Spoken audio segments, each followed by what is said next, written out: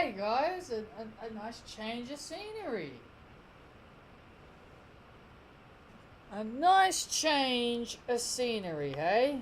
What do you think? You know, I'm only here. And of course, my parents left their phones here. I'm only here because there's nobody home. There's nobody home, and my camera seems to work really fine out here. It's like it's actually in sync. Amazing. I'm in total sync. And my camera view is actually in sync with everything I'm doing. When I'm in my room, it's normally like a few seconds behind, or maybe like a couple of seconds behind. But out here, I'm totally in sync with all of you. Monday Night Raw. Now,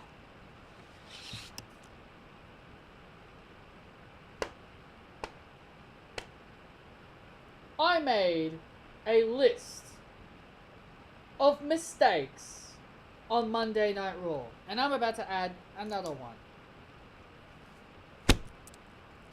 You're going to witness Patrick writing on this sheet of paper, but you can't see anything. Like, I hope you can't.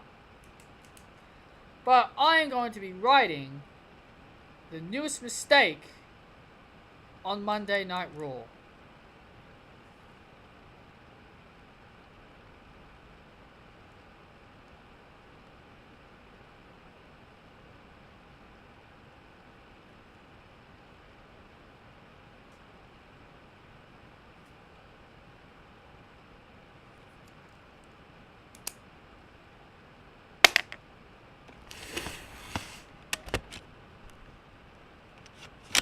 Yeah, what did you guys think of that, huh? It's not often I'd show you all my skills. So anyway, guys, Monday Night Raw has just ended, and this is why I'm out here. I'm out here because, like I said, my parents aren't home, and I feel like, you know, a nice change of scenery, you know. That's just what I thought in my mind. Just a nice little change of scenery. Just wanted to, you know, feel more comfortable. Monday Night Raw. Let's talk about it. And I'm out here because I really don't want, you know, my phone disturbing me like it's done for the past few days with Messenger. So all my friends can spam on Messenger all they want, but I'm out here.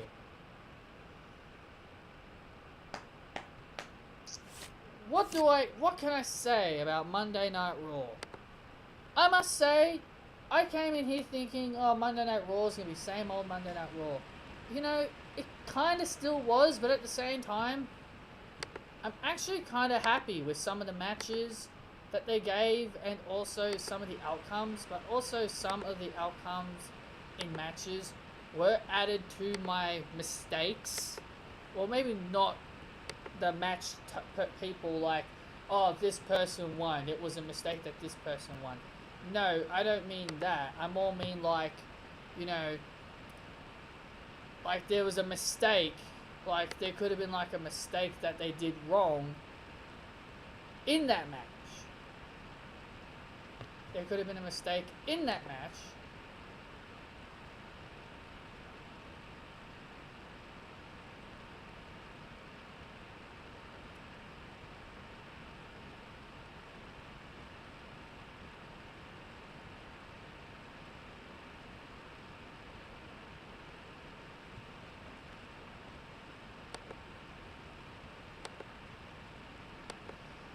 But I'm going to say this. That Monday Night Raw tonight it was okay. I'll give it an okay to maybe decent. Now, we opened up the show with Mr. Roman Reigns himself. You know, Jason Jordan, he got more boos than Roman Reigns. I know, I'm more shocked than you guys. Jason Jordan got more boos than Roman Reigns. Jason Jordan comes out, you know, the segment starts off with Kurt Angle as always.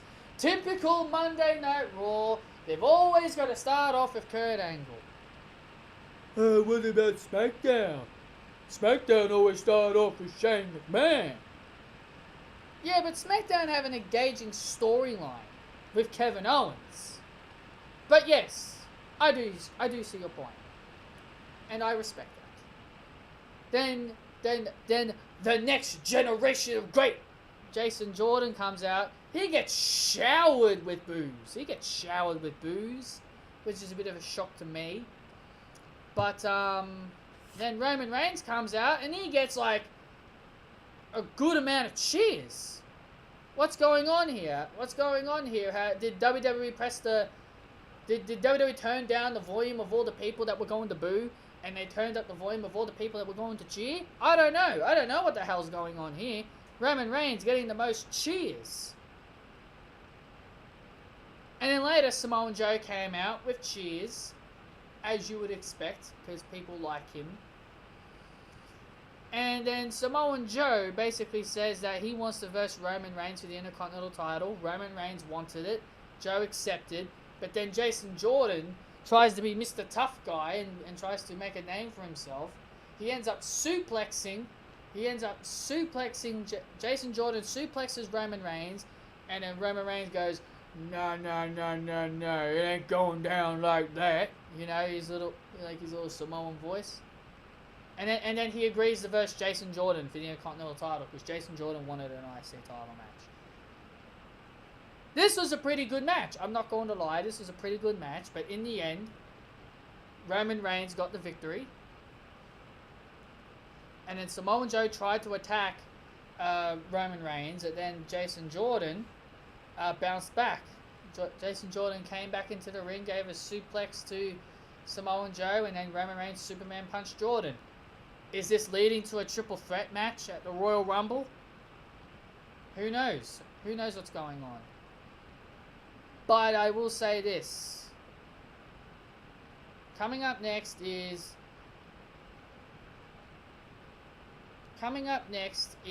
Sasha versus Paige. Now, obviously, actually, before I get on to this, I better get on to my mistakes. Now, when Roman Reigns made his entrance, Michael Cole is such an absolute idiot. So he made the mistake list. When Roman Reigns came out, he called Roman Reigns the United States Champion. No joke. It's even written on here. Don't worry about the other stuff that's on there. I'll go over those soon. But look at that.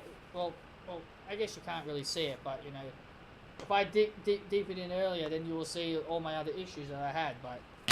But yeah, Roman Reigns is apparently the United States Champion to Michael Cole. Apparently, he's the United States Champion.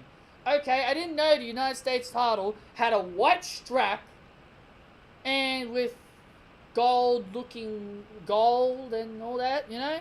I didn't know that was the United States title. So now we should get Tom Phillips calling Baron Corbin the Intercontinental Champion. Nah, that's not going to happen, because Tom Phillips isn't an idiot. So yes.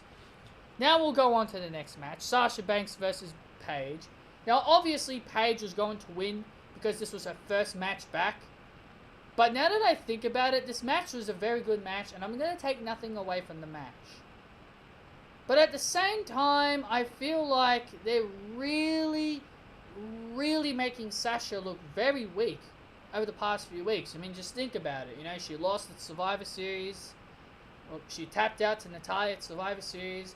She got beaten up on Paige's return. Then she got beat up again by Absolution, and then she loses. Her first match. That's 4 things that has happened to her, and they've all ended in bad situations. She's looked pretty weak. She's looked pretty weak, and honestly, I know I've been saying, oh, Sasha should really lose more often, but you know, maybe if they do start making her lose more often, then maybe they might do something with it. But I don't know. I feel like maybe Vince McMahon could have possibly given up on Sasha Banks, and I hope not. I really hope not. Just because you got another woman who I'll talk about later is on the Raw roster, and you want her as the number 1 attraction, doesn't mean you can bury somebody else. But Alexa Bliss was on commentary. Alexa Bliss eventually ran off when Absolution was beating up on Sasha Banks after the match.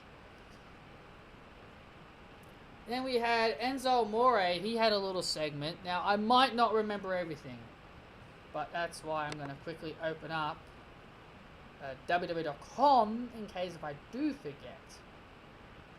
But knowing www.com, they're probably too slow and they probably haven't updated everything. But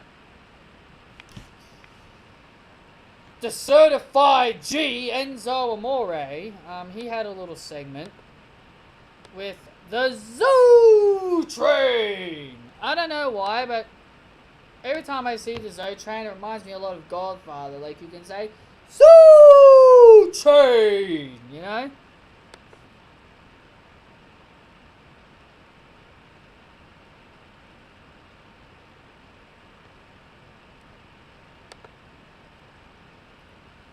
Ah, here we go. Well, they've got everything up. Looks like it.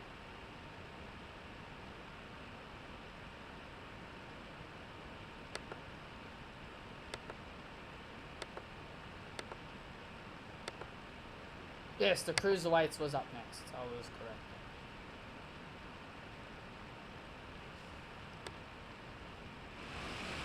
Oh yeah, then Enzo Amore does his whole Zo Train thing with Gerlach and Nice and Dar and Ariel Daivari, I think. And I'm gonna be honest with you guys.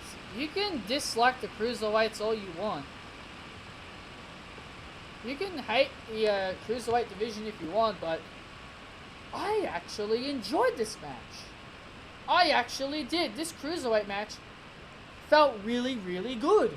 I sat down, I watched it. It's your typical Cruiserweight match. This is what people have been saying, you know. They need to put on great matches to excite the fans. Even the crowd were into the match. If the fans are not into the match, then it's a bad match. If the fans are into the match, then you know it's good. That Cruiserweight match was by far one of the best Cruiserweight matches they've had in a long time. You know, Drew Gulak got the win by taking advantage of, what's his name? Cedric Alexander doing a, what did he do? The lumbar check. He did the lumbar check, and Drew Gulak took advantage of it.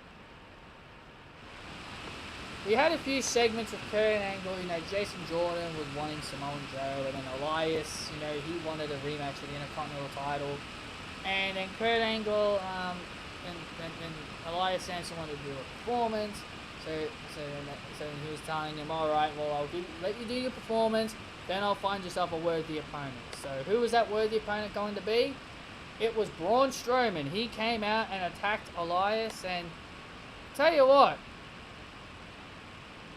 I must say that was pretty interesting. I'm not gonna lie, and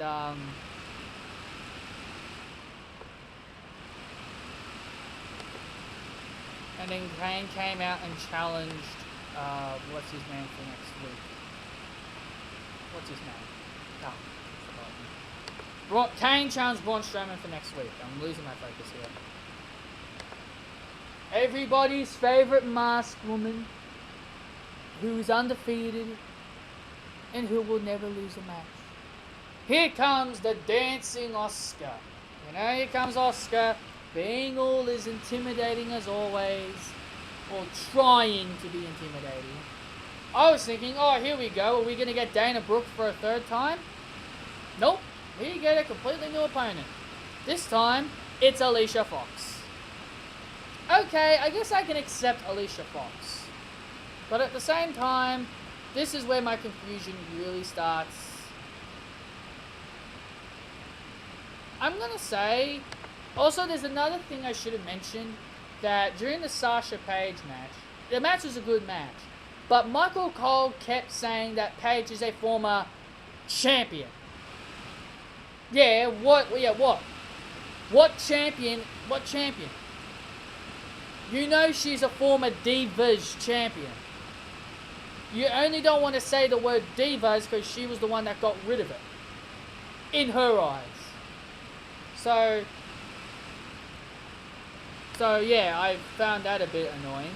Or maybe I should have added that to my list, but hey, I found that a bit annoying because, you know, Michael Cole kept calling Paige a former champion, where really he should have said former Divas champion, or just don't call her a former champion at all. Wait until she wins the women's title, then you can say it.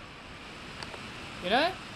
Nobody calls Mickie James a 5-time women's champion and a 1-time Divas champion. No one calls her that. Everyone calls her a 6-time women's champion. Silly.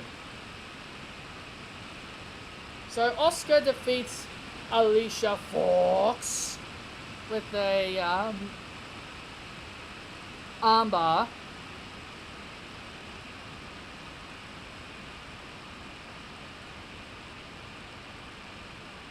Then Asuka leaves for the second time.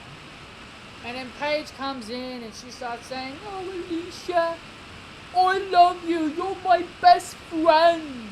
I see you as my best friend." What does this remind me of?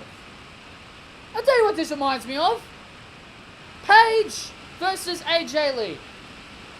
Really? So now you're resorting back to that old storyline?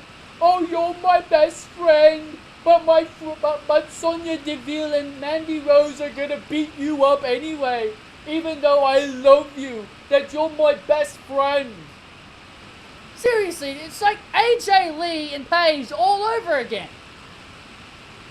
Why am I looking at different storylines? Why are we revisiting old storylines? And also, here's another question. Who is Paige feuding with? Who? Who is Paige feuding with? Is she feuding with Sasha, Bayley, and Mickie? Or is she feuding with Asuka or Alicia Fox? Who the hell is she feuding with? I don't understand it. Who in the hell is she feuding with?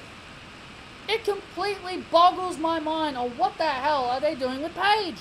She beats Sasha clean, and then she does something else, like with Asuka. You know, Asuka leaves, and then now Absolution beat up on Alicia Fox. What the hell are they doing? What the hell are they doing with Paige? Like, who is she feuding with? Have her feud with one person, and I feel like she should still be feuding with Sasha, Bayley, and Mickie. But no, all of a sudden she goes from feuding with Banks, Bayley, and Mickie to Asuka, then to Alicia Fox. I don't get that. I don't get it. So damn confusing.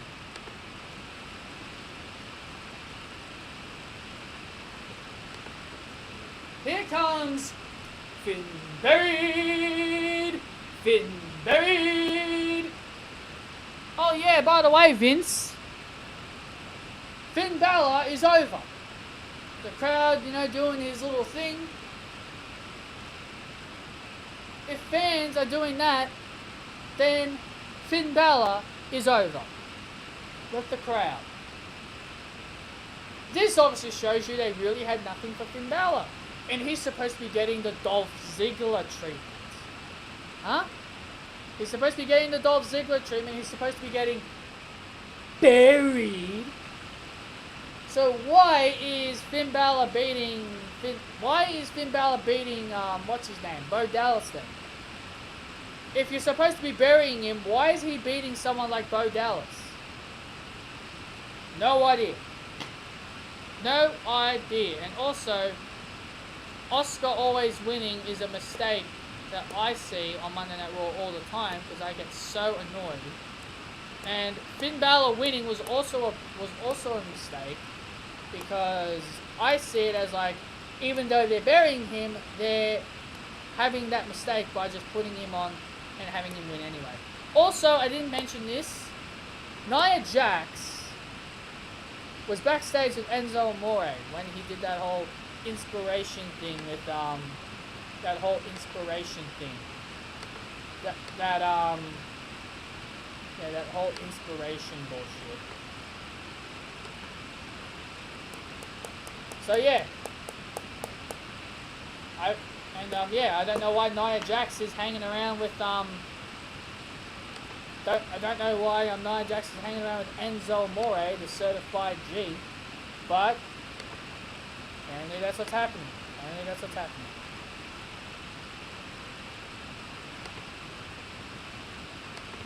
Woken Matt Hardy. So this is the broken brilliance of Matt Hardy. Okay. I have never seen this gimmick before. So, you people are going to have to take it a little easy on me. When I saw this on Raw, I'm not saying I was a bit, I was invested. I wanted to see. So, I'm going to say, seeing the woken gimmick, or the broken gimmick, because now they call him as Woken Matt Hardy. So,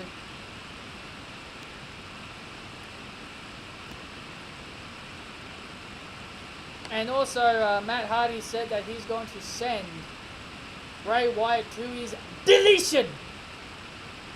That was actually pretty cool.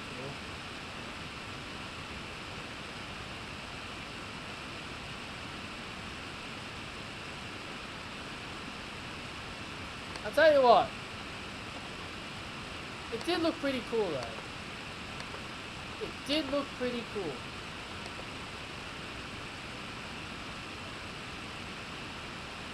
I will say that. It did look pretty cool. I did like Matt Hardy's look. He looked wonderful! Yeah? He looked wonderful! If that's how you do it. And also the main event was Cesaro and Sheamus, The Bar. They took on The Shield in the tag team main event. Now I don't know if I missed anything else, but you know, I don't think it would really bug anybody if I did. Oh, okay, well, you can always check now.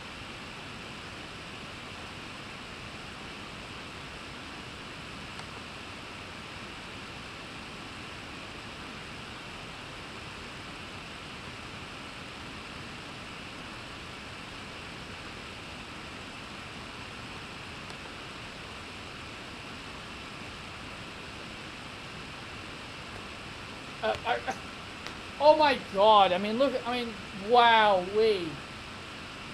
guys, I actually want to say this to you guys. I just looked up the results. They've got bloody Paige and Sasha Banks as their last match written on here. No joke. No freaking joke.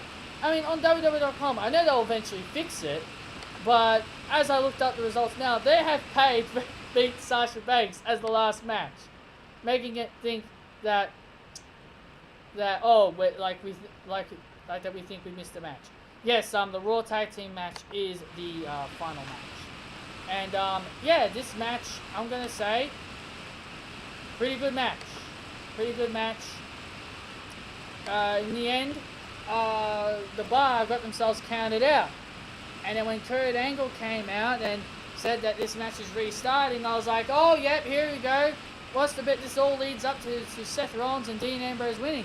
But no, Samoan Joe comes out of nowhere and screws Seth Rollins and Dean Ambrose. Very shocking way to end off Monday Night Raw. I'm not going to lie. It was a very shocking way to end off Monday Night Raw. And that's it. That's your Monday Night Raw review. Well, I guess I shouldn't really think the ending was a mistake. I think it was actually pretty good. So it gets deleted off my list. So yes, the problems that I found on Monday Night Raw were only a total of 5. I only found 5 mistakes on Monday Night Raw. Finn Balor winning even though they're burying him. Oscar always winning. Nia Jax and Enzo Amore, which is an absolute ridiculous sight. To me, Sasha Banks looking weak is a mistake. And Michael Cole calling Roman the United States Champion. I mean, that was just so retarded. I mean, I've got ears. I can hear everything. Am I going to do this for SmackDown Live? Am I going to have my book for SmackDown Live? Yes, of course I am. I'm going to make sure that SmackDown don't make any mistakes. And, so yeah, that is your Monday Night Raw review, guys. I hope you all enjoyed it. Hope you enjoyed this nice new scenery that you see before you. And, see you all next time. Bye.